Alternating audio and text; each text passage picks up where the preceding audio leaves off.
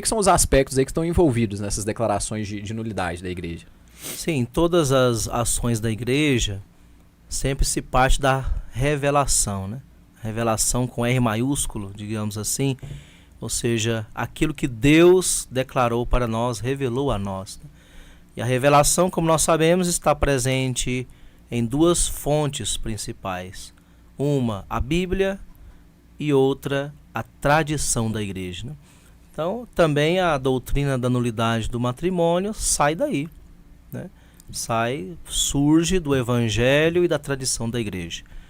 Então, no Evangelho está claro, né? Aquela disputa de Jesus com os fariseus, sai o tema do casamento. Então, Jesus diz categoricamente, né? Por isso o homem, resgatando a passagem do Gênesis, do primeiro livro da Bíblia, por isso o homem deixará pai e mãe e se unirá à sua mulher, e os dois serão uma só carne. Portanto, o que Deus uniu, o homem não separe. Essa basicamente é a doutrina bíblica, que é o fundamento que dá lugar para a nulidade. Por quê? Porque partimos da indissolução. O casamento é uma união indissolúvel e são abençoados por Deus. Eles não têm mais liberdade de se desunir, de se separar, não é? Por quê? Porque entrou a terceira pessoa na jogada aí, que é Deus, que selou. Pá. Mas existe vários pressupostos para que um casamento seja válido, né? Deus não pode unir qualquer tipo de relacionamento, né? Então aí a igreja definiu, com a sua reflexão teológica e depois jurídica, quais são esses elementos que garantem que um casamento seja válido. Os elementos mínimos, né? A igreja nunca coloca o máximo como exigência, sempre o mínimo. Então, primeiro,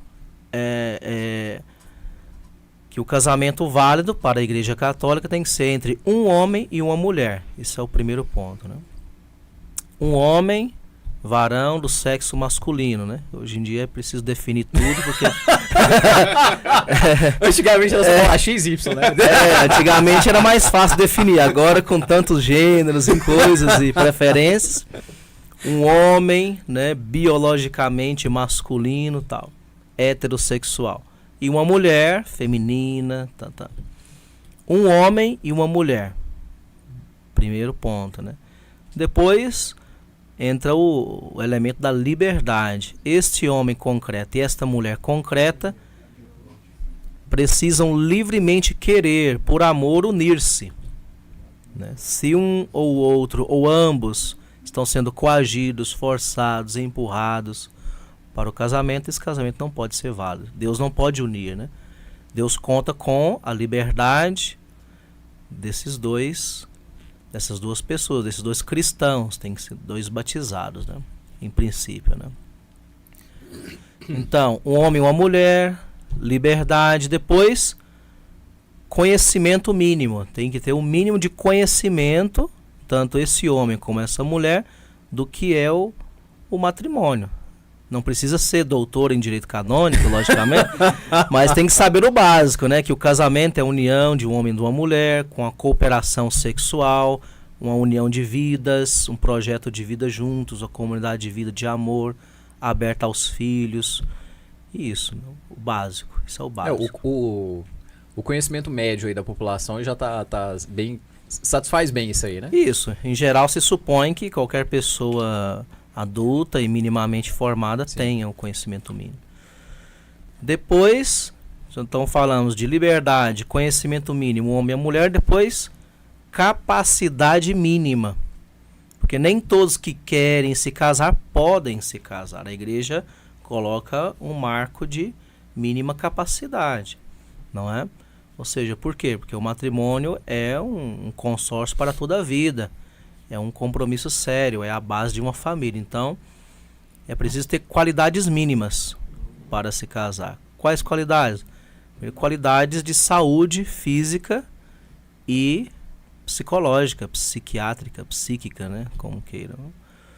Então, quer dizer, uma pessoa que tem uma grave enfermidade psíquica ou psiquiátrica não pode se casar. Ela é impedida, né? Uma pessoa que tem uma gravíssima enfermidade física né, está morrendo, digamos assim, um prazo muito curto, também não pode se casar. A idade também, né?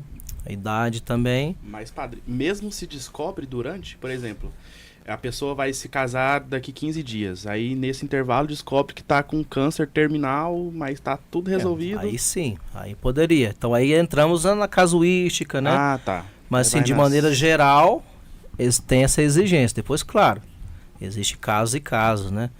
Uma pessoa, sei lá, que viveu a vida toda, coabitou a vida toda em paz e harmonia, está no leito de morte, mas não eram casados na igreja. E descobrem no final da vida que isso era um pecado e querem se casar. Aí se pode, é lógico, né? Fazer o casamento para que a pessoa morra em paz, né? Mas, em geral, é preciso saúde mínima, não é? Por quê? Porque o matrimônio tem uma série de obrigações que você, ao se casar, você deve assumir. Então, você tem que ter a capacidade mínima de satisfazer essas obrigações, né?